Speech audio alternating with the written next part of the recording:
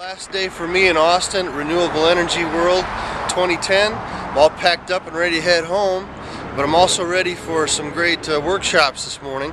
Looking forward to finding out how the stimulus plan, public policy, and all the dollars that are pouring into finance behind these renewable energy programs, how does that all work?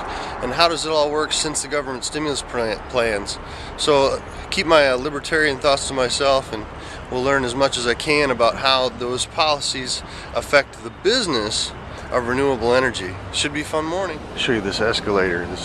I never took a video from on an escalator before, and this escalator is so high and hangs out so far all by itself out in the middle of this room. It almost kind of freaks me out to ride on it, honestly. Pretty good view, but kind of creepy. An idea of what Ontario looks like. We've got a population of 11.5 million. We have about 30,000 megawatts of installed capacity available at peak.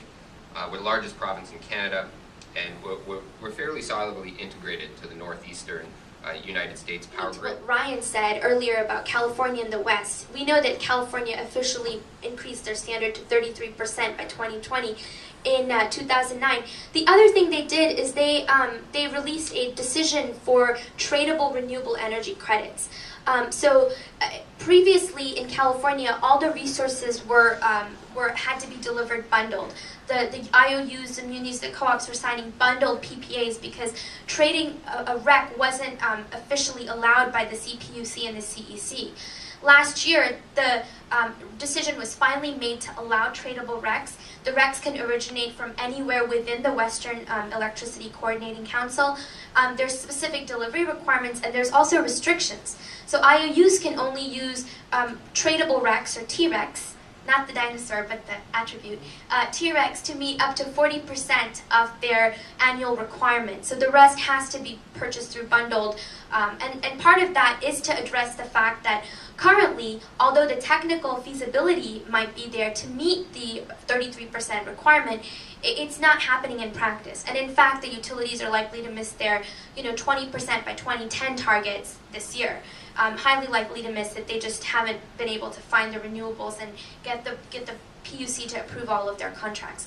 So the tradable REC decision, I think, is a big change in the West, and we think it's going to start driving prices and supply and demand there very significantly. About the last 3 hours or so in presentations or workshops with various forums of experts talking about the post-stimulus financing of renewable energy, and I don't know if I can even summarize this all for you other than tell you that there's a lot going on.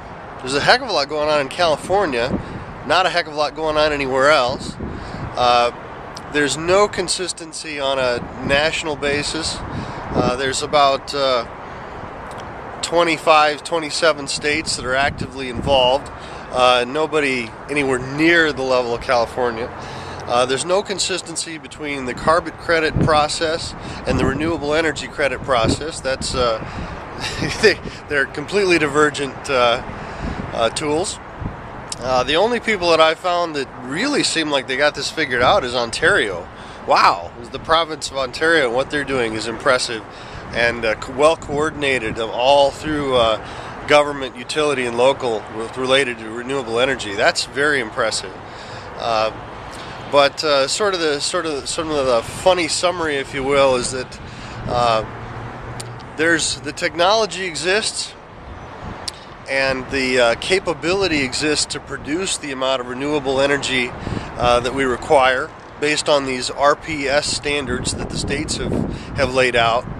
But we definitely don't have the transmission capability to capture it and move it where it's needed, that's for sure. And it's quite likely that we don't, in fact, even have enough capital in the United States to finance the RPS requirements that have already been in place. And we've got about another 11 states about to come online with RPS requirements that are all really quite arbitrary. They're all fancy numbers like 20% of energy by 2020, 25% by 2025, So they're all very sort of arbitrary numbers, and I really wonder what backs up any of it, where it comes from at all. It's possible, but really highly unlikely that these will be achieved. Anyway, it's lunchtime. I'll see you later. I'm going to try and give you a little bit of perspective on what's going on a global basis in regards to the stimulus packages around the globe, how they're affecting the marketplace, and what are we seeing sort of resulting from the confluence of a variety of different... As mentioned, it's a state agency. We provide expert hands-on support to help businesses statewide access capital they need for growth. We secure the financing for businesses and industry, local governments, hospitals, education facilities, including K-12, universities, as well as other non-for-profits within the state, in support of Illinois' economic agenda. We use our market expertise to connect their plans for growth with access to low-cost, non-conventional or conventional financing through banks and other capital market sources. All this data is public on the Treasury's website. When you look at the level of the awards, really there's only 2 projects that were large central type projects. The rest were still distributed. I think this thing's about done. Everybody's packing up and heading out. I met a lot of great people though, a lot of contacts I need to follow up with. So I'm looking forward to taking all the new knowledge and the vocabulary and the terminology and the understanding that I have and all the new connections that I've made, start following up with people and start doing some business. It's been a great event. I'm ready to head to the airport and go back to Michigan. I don't know if this is a commercial for Austin or one of those deals where it's just my dumb luck, but now that I'm walking from the convention center to catch a cab and go to the airport and fly back to Michigan, it's sunny and beautiful and warm. Everybody's walking around outside in their shirt sleeves, so I don't know how that works, but I guess I'll pack up and head back to the snow.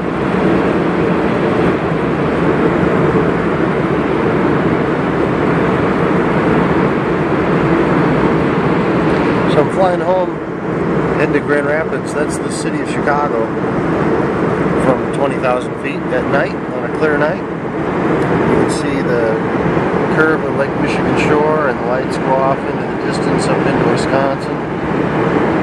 And the whole city of Chicago and all of that power needs with that great big city of 8 million people. And there's no windmills here, there's no solar is really not a viable option here. What are the renewable energy options to power that city in the future, and how can we pull that here to where it's needed? How can we make it here in clean or renewable ways? And if we can't do that, how can we get it here from the windmills in Wyoming and the solar panels in Texas? It's quite a challenge.